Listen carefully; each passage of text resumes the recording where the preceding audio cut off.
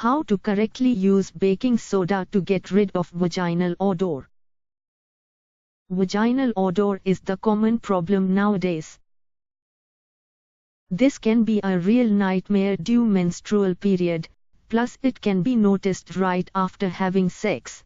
Making vaginal odor is normal sweating. If vagina turns into fishy odor, this may indicate of something serious. If you see some white or yellow discharge, itching and vaginal odor, burning and irritation, that may indicate the sign of vaginal infection. In this post you can see the proper using of baking soda for eliminating the vagina odor.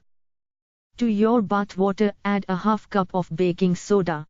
For about 15 to 20 minutes soak your lower body in it. Dry yourself thoroughly with a clean towel. This will immediately eliminate vaginal odor and also treat yeast infection. Apple cider vinegar contains antibacterial and antiseptic properties. This will help fight off the toxins and bacteria that cause vaginal odor. It will also help restore the acidic quality of the vaginal flora. In warm bath water add 2 cups of apple cider vinegar. Soak in it for 20 minutes. Do this several times a week to get quick results.